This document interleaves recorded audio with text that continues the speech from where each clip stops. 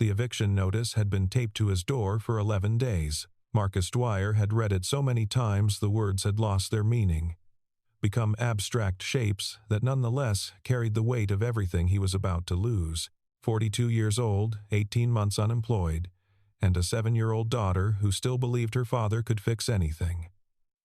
When the email arrived from Ashford Consulting, he almost deleted it. Another rejection, he assumed, but it wasn't. It was an offer, the only one. The woman who interviewed him couldn't have been older than 28. Claire Ashford sat behind a glass desk in a corner office that overlooked downtown Portland, her posture perfect, her voice measured like she was solving an equation rather than deciding a man's fate. She didn't ask about his previous experience in corporate communications. She didn't mention the gap in his resume. She asked one question. How much are you willing to do for your daughter? Marcus should have heard the warning in those words. Instead, he heard salvation. The job title was Operations Liaison, which meant nothing and everything. His first week, Marcus learned that Ashford Consulting existed in the spaces between legality and ethics, handling reputation management for corporations that couldn't afford public accountability. His role, he slowly understood, was to be the face that delivered bad news, the signature on documents that needed distance from the executive suite, the voice that explained to employees why their severance packages had been restructured or why their complaints had been deemed insufficient for action. Claire called it operational insulation. Marcus called it nothing, because naming it would have made it real. His cubicle sat on the 7th floor, far from the glass offices where decisions were made but close enough to receive them. The other employees avoided eye contact with him.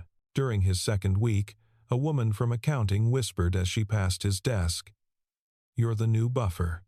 She didn't explain what that meant. She didn't need to.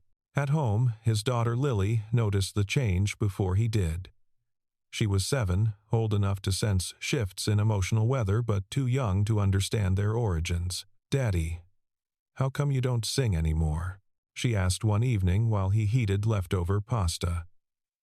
Marcus realized he couldn't remember the last time he'd hummed while cooking, the last time he'd felt light enough for music. "Just tired, sweetheart," he said. It wasn't a lie. It wasn't the truth either. The apartment they'd managed to keep was small but clean, a 2-bedroom unit in a complex that had seen better decades. After his wife Sarah passed 3 years ago, Marcus had promised Lily stability, her same school, her same friends, her same bedroom, with the glow-in-the-dark stars on the ceiling that her mother had helped her arrange. Breaking that promise would break something in both of them. Claire Ashford conducted weekly performance reviews, which were really interrogations disguised as professional development. She sat across from Marcus with a tablet, scrolling through metrics he didn't understand, her expression revealing nothing. "You're adequate," she said at the end of his first month. "Adequate is sufficient for now."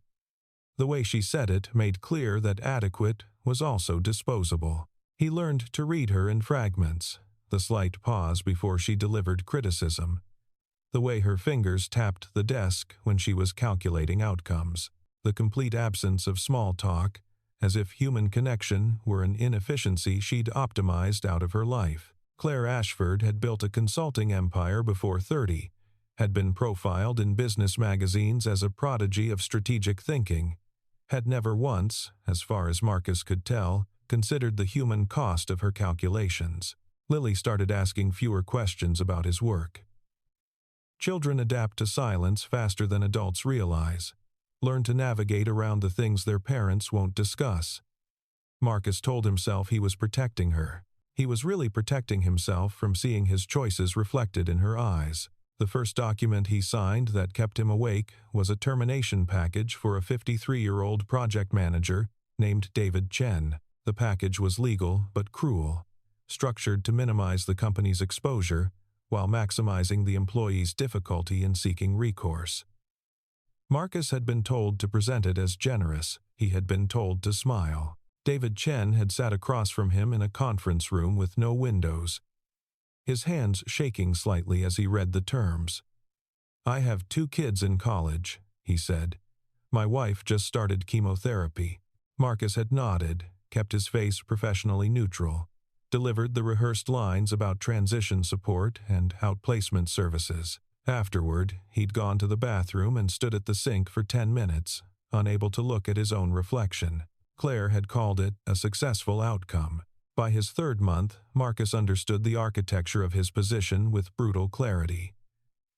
Ashford Consulting existed to absorb responsibility, to create distance between executives and consequences, and his role, specifically, was to be the final buffer, the human shield between corporate decisions and their human impact. When employees were terminated under questionable circumstances, Marcus delivered the news. When complaints were filed that needed to disappear into procedural labyrinths, Marcus managed the paperwork. When someone needed to testify that proper protocols had been followed, Marcus was the name on the witness line. He asked Claire directly during their weekly review, "I'm here to take blame that should go elsewhere." "That's what this position is." She didn't flinch. Her eyes met his with something that might have been respect or might have been amusement at his slowness. "Someone always occupies this position," she said. "Systems require it. The only question is whether that someone is compensated fairly. And if the system is wrong," Claire tilted her head slightly, as if he'd said something in a language she didn't speak. "The system isn't wrong or right. It functions or it doesn't. Our client's shareholder returns suggest it functions quite well." She returned to her tablet. The conversation closed. In her worldview, ethics were variables to be optimized, not principles to be honored. Marcus thought about David Chen, about the way his hands had trembled. He thought about the severance documents waiting on his desk, each one representing a life about to be disrupted. He thought about Lily, asking why he didn't sing anymore. That night, he helped her with her homework, second-grade math that should have been simple. But his mind kept drifting to calculations of a different kind. How many David Chens would it take to pay his rent? How many trembling hands until he lost the ability to look at his own daughter? Claire Ashford had an answer for everything except the questions that mattered. The request arrived on a Tuesday, formatted as a routine operational directive. Marcus was to manage the communication strategy for a factory closure in Clarkston, Washington, a small town where Ashford's client, Meridian Manufacturing, employed nearly a third of the working population. The closure itself wasn't unusual. What made Marcus's stomach turn was the timeline. Employees would be informed on a Friday afternoon, effective immediately, with severance limited to the legal minimum. The directive explicitly noted that this timing would minimize organized response and media coverage. 800 families, 3 days' notice disguised as none. Marcus sat with the document for an hour before walking to Claire's office. She was on a call, speaking in the same measured tone she used for everything, her face illuminated by multiple screens. He waited. When she finally gestured him in, she didn't ask why he'd come. She already knew. "Clarkston," he said. "Efficient execution is essential. The client's restructuring depends on minimal disruption. Minimal disruption to whom? Not to the 800 people losing their jobs." Claire set down her stylus. For a moment, something flickered behind her eyes, a shadow of what might have been doubt in someone capable of it. "I understand the optics are difficult. I'm not asking you to feel good about it. I'm asking you to do your job.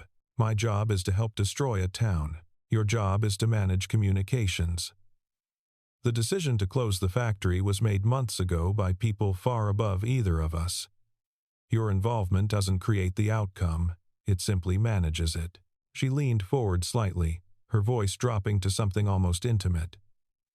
"Do you think refusing changes anything?" Another liaison signs the documents. The factory still closes. The only difference is whether your daughter stays in her school or not. The logic was airtight. The logic was also monstrous. Marcus returned to his desk. He stared at the Clarkston file until the words blurred. He thought about his father, who'd worked 30 years in a machine shop and retired with a pension and his dignity intact. He thought about what his father would say if he could see Marcus now, calculating how to deliver maximum damage with minimum accountability. Lily called that evening, excited about a spelling test she'd aced. "Daddy, I got every word right. Even necessary." "That one's tricky." Marcus listened to her voice, bright and untouched by the world he spent his days navigating. When she asked how his day was, he said, "Fine, sweetheart. Just a normal day." He'd become fluent in a language made entirely of lies. The night before the Clarkston announcement, Marcus drafted 4 different resignation letters. Each one sat in his drafts folder, unsent. Each morning he deleted them and went to work, the weight of his silence pressing harder against his chest. The conference room where they managed the Clarkston communications was called the Fishbowl, all glass walls and artificial light. Claire ran the operation like a military campaign, assigning tasks with precision, tracking media mentions in real time, preparing response templates for every conceivable question.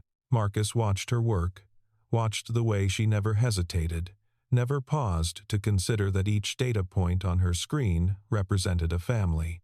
"You're distracted," she said during a brief break, not looking up from her tablet. "I'm present." Present isn't the same as effective. She finally met his eyes. "I chose you for this position because you have something most candidates lack. You look trustworthy. Your face communicates sincerity. That's valuable precisely because you're capable of compartmentalization." "I'm not compartmentalizing. I'm drowning." Claire studied him for a long moment. "Then, learn to swim. Or don't. But decide quickly. Indecision is the only truly unforgivable inefficiency." That night, Lily asked him a question that would echo for weeks. They were eating dinner, spaghetti with jar sauce, because Marcus hadn't had the energy to cook properly. She'd been quiet, pushing meatballs around her plate. "Daddy?" "Yeah, sweetheart? Are you still a good person?" The fork stopped halfway to his mouth. "Why would you ask that?" Lily shrugged, her small shoulders carrying weight they shouldn't have known existed. "You seem sad. And you used to say good people don't have to be sad all the time.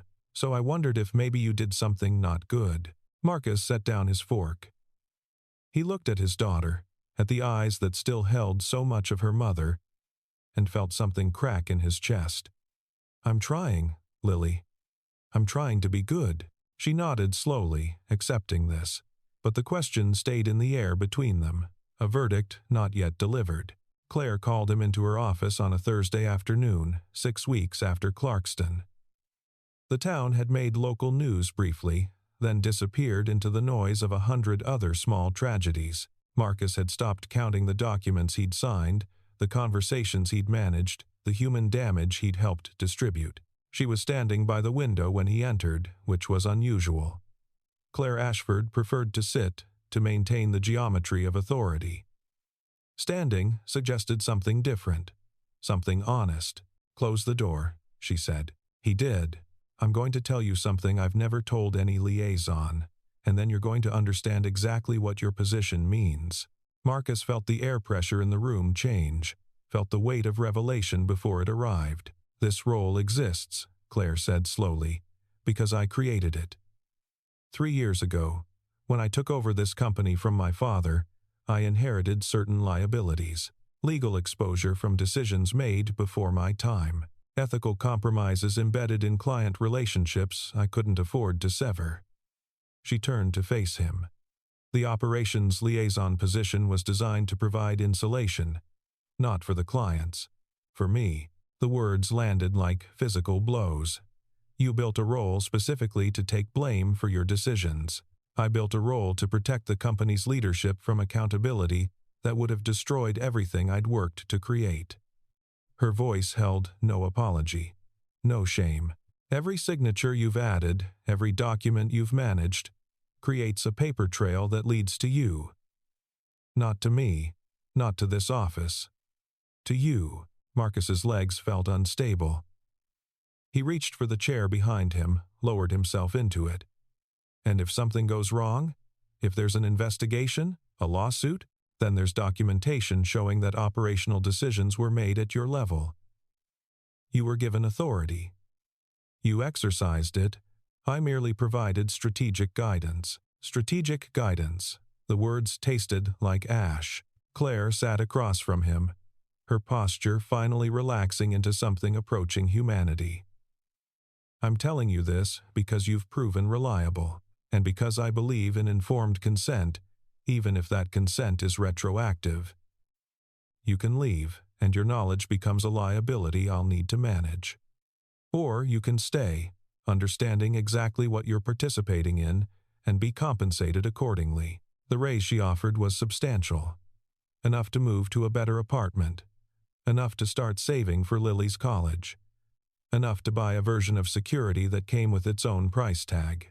Why me? Marcus asked. Because you're desperate enough to say yes and decent enough to hesitate. That combination is surprisingly rare. That evening, Marcus picked Lily up from after-school care. She ran to him like she always did, arms outstretched, trust absolute. He held her longer than usual, breathing in the shampoo scent of her hair.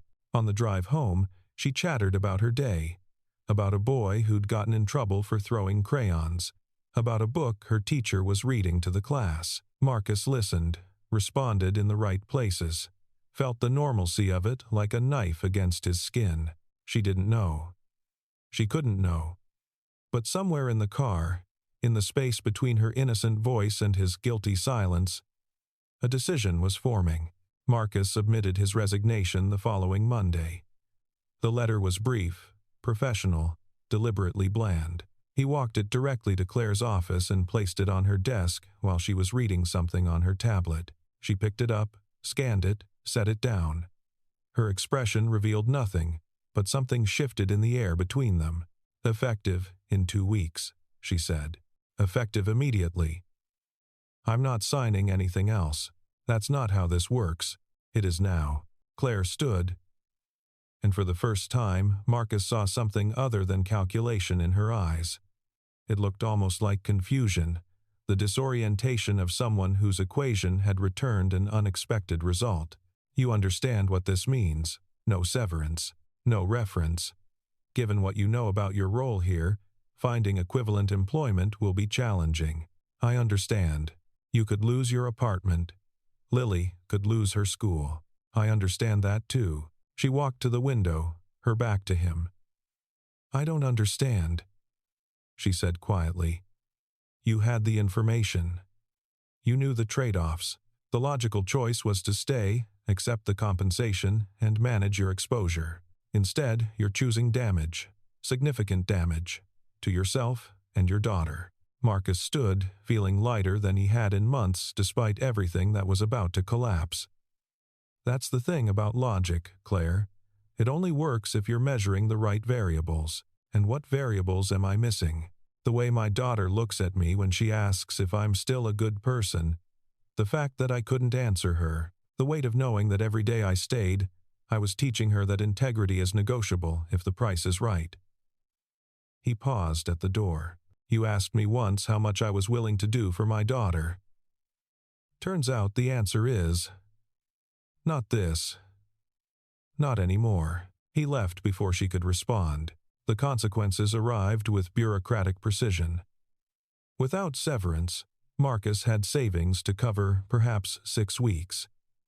The apartment complex initiated proceedings within days of his missed payment. Lily's school, a private institution he'd stretched to afford because it had been Sarah's dream for her, sent a polite notice about upcoming tuition.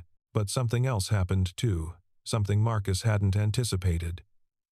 He slept through the night for the first time in months. He made breakfast for Lily without the sick feeling in his stomach that had become so familiar he'd stopped noticing it. He sang while cooking, old songs Sarah used to love, and Lily looked at him like he'd returned from somewhere far away. Claire's office called twice. He didn't answer.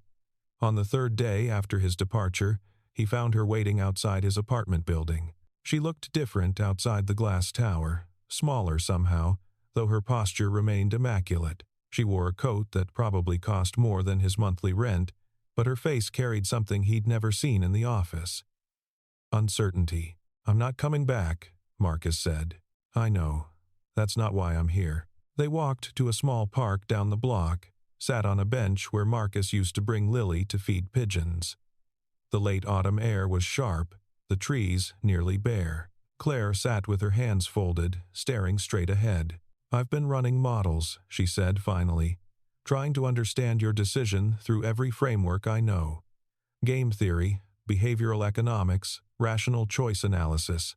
None of them explain it. You chose guaranteed loss over probable gain. I chose my daughter's respect over my comfort. That's not a quantifiable variable." "No, it isn't." She turned to look at him, and in the afternoon light, Marcus saw something he'd missed in all those weeks of conference rooms and calculated conversations. Claire Ashford was young, not just in years, but in the way that suggested she'd bypassed certain experiences on her way to success, skipped the lessons that only failure could teach. "I took over the company at 24, she said. "My father had a stroke. The board wanted to install outside leadership. I had to prove I was capable of decisions that experienced executives struggled with, so I optimized. Everything. Relationships, ethics, human considerations. They were all variables I learned to minimize when they interfered with outcomes. And it worked. The company tripled in value. I was profiled as a visionary. No one asked what the optimization cost." She paused. "No one asked until you walked out." Marcus thought about all the liaisons before him, the ones who'd taken the compensation and stayed. He thought about David Chen's trembling hands, about Clarkston, about the hundreds of lives that had passed through his desk as paperwork. "What do you want, Claire?" "I don't know," she said, and the admission seemed to surprise her as much as it did him. "I came here to understand, to see if there was something in your calculation I missed. Some variable that would explain why you'd choose suffering over stability. There wasn't a calculation." "That's what you're missing. Some decisions aren't math problems." She was quiet for a long moment. A woman walked past with a stroller, and Marcus watched Claire's eyes follow the child's face. He wondered if she'd ever let herself imagine a future with that kind of responsibility, that kind of weight. "My father used to tell me that success was its own justification," she said. "That if you won, the methods didn't matter. I've lived my entire career by that principle. And you just showed me a man who lost everything and still looked relieved." She turned to face him fully. "How is that possible?" Marcus thought about Lily, about the question she'd asked at dinner, about the answer he could finally give her. "Because some things you can't afford to lose, even when you don't have anything else." Claire nodded slowly, processing. Whatever she'd come to find, Marcus suspected she'd gotten something else entirely. The media inquiry arrived like a small bomb 2 weeks later. A journalist investigating Meridian Manufacturing's closure in Clarkston had discovered patterns across multiple Ashford Consulting clients, terminations and restructurings that all seemed designed to maximize corporate protection at employee expense. The journalist was asking for comment. The documents she'd obtained included several bearing Marcus's signature, but they also included internal communications from Claire's office, strategy memos that revealed the deliberate architecture of accountability transfer. Someone inside Ashford had leaked them, someone who understood the system well enough to know where the bodies were buried. Claire called him that evening. Her voice was different, tighter, with an edge of something that might have been fear. "You've seen the news." "I've seen it. I want you to know, I didn't leak those documents." "I know you didn't." A pause. "You don't seem surprised this is happening." Marcus sat in his small apartment, boxes half-packed for the move he couldn't afford but couldn't avoid. Lily was at a friend's house, spared from watching her father's life compress into cardboard. "I'm not surprised. These things have a way of surfacing. The question is, what happens now? Now I face consequences I spent 3 years building systems to avoid." Her laugh was bitter, unfamiliar. "It turns out those systems work better when the people inside them don't have attacks of conscience." "Is that what you think happened?" "I had an attack of conscience? What would you call it?" Marcus thought about it. "I'd call it choosing who I want to be when my daughter looks at me. I'd call it realizing that some prices are too high, even when you're desperate." I'd call it finally understanding that the math only works if you leave out the things that actually matter. The line was quiet for a long moment. When Claire spoke again, her voice had changed, softened into something approaching genuine. The board wants me to blame everything on operational staff, to sacrifice the liaisons, present and past, and preserve executive leadership. It's the logical move, the optimal strategy, and I'm not going to do it. The words hung there, unexpected and heavy. I'm going to take responsibility. She continued. Public accountability. The documents show the system I designed. I'm going to confirm that the system was intentional and that the responsibility is mine. Marcus felt something shift in his chest, a loosening he hadn't known he needed. Why? Because you asked me what variables I was missing. And I think the answer is that I've never actually paid the cost for my decisions. Someone else always has. The liaisons, the terminated employees, the communities we optimized out of existence. She paused. I'm 28 years old, and I've never once faced a consequence I couldn't delegate. I think that's made me something I don't want to be. And facing this consequence will change that? I don't know. But I know that running from it won't. Claire called 3 weeks later with an offer. Not for his old position. Not for anything resembling what he'd done before. She was restructuring the company, she explained, downsizing, refocusing, attempting to build something that could survive the scrutiny now directed at everything she'd created.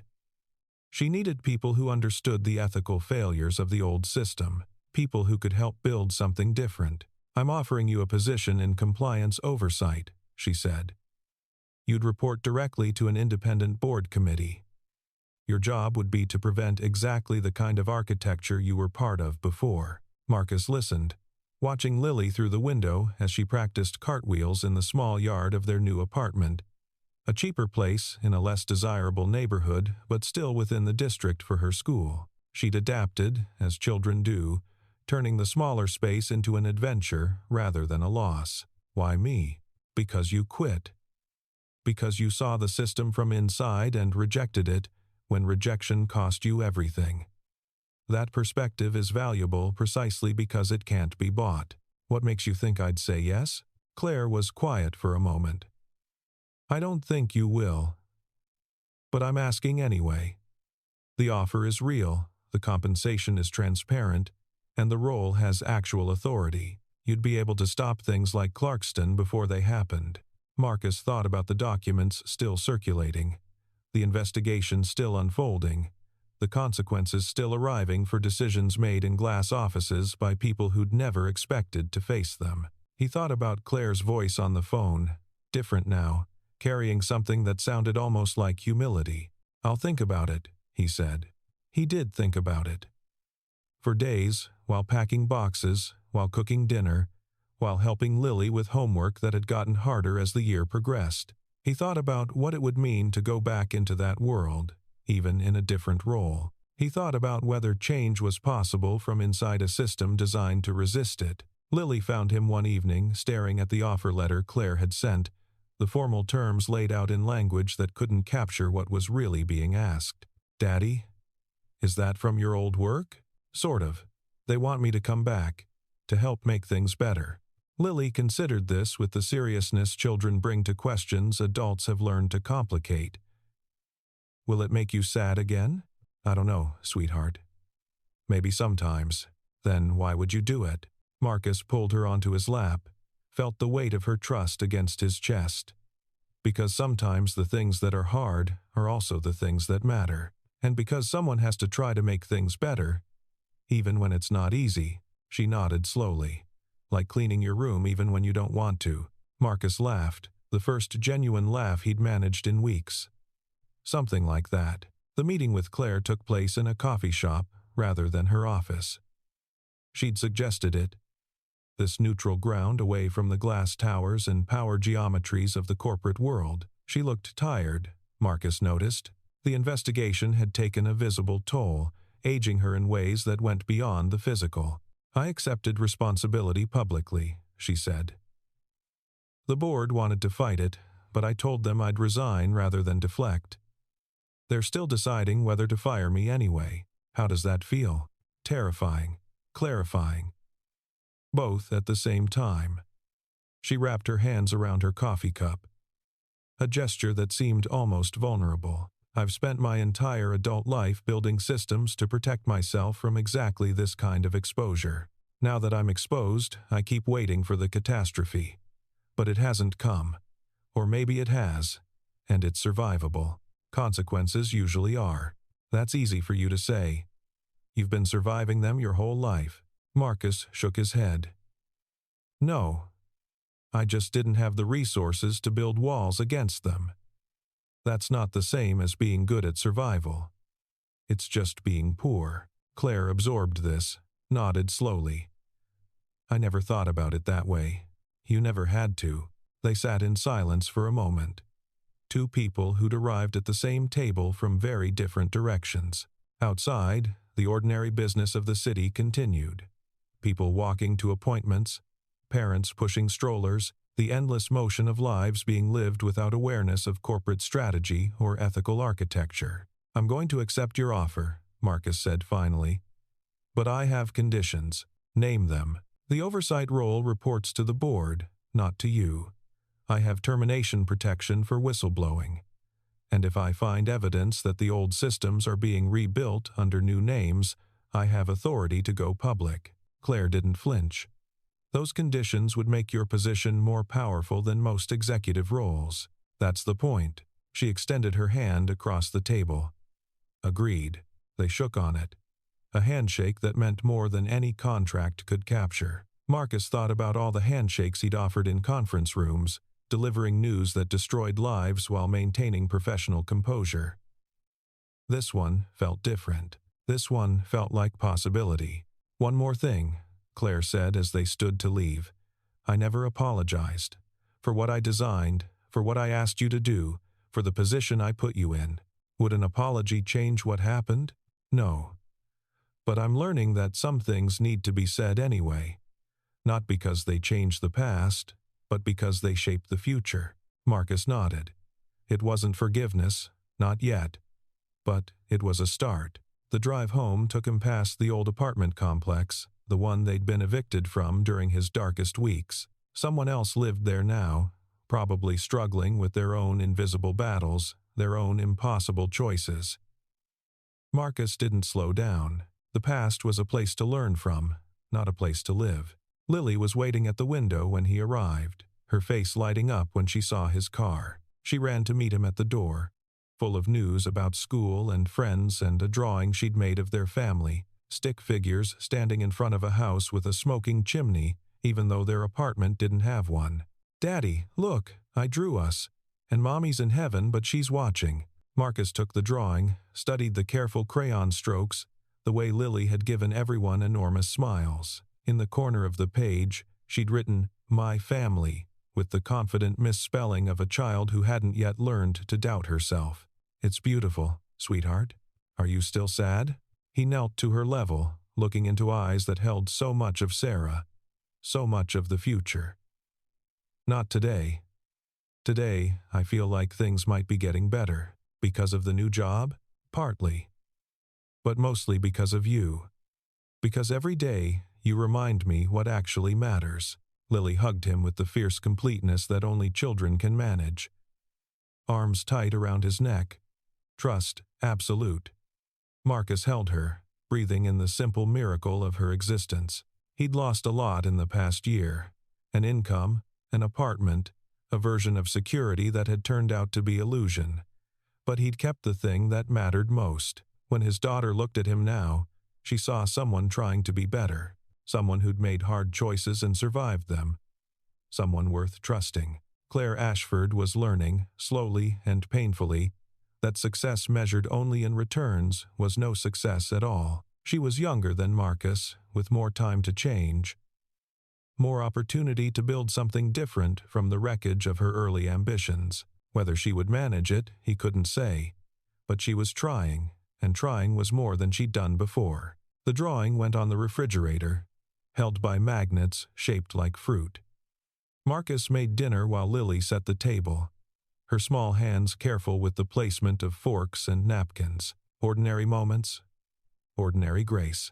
The kind of life that couldn't be optimized or quantified, only lived. Outside, the evening settled over the city. Lights coming on in windows, lives unfolding in all their complicated mundanity. Somewhere, in glass towers and corner offices, people were still making calculations, still treating human beings as variables in equations designed to produce profit. The system Marcus had escaped continued to function, continued to find new liaisons willing to trade their integrity for stability. But in this small apartment, in this small life, something different was possible. A father who could answer his daughter's questions honestly. A man who'd chosen loss over compromise and discovered that loss wasn't the end of everything. A family of two, rebuilding in the aftermath of grief and failure, finding their way toward something that felt almost like hope. Lily finished setting the table and looked up at him. "Daddy?" "Yeah, sweetheart. I'm glad you're not sad anymore." Marcus smiled, feeling the truth of it settle into his bones. "Me too, Lily. Me too."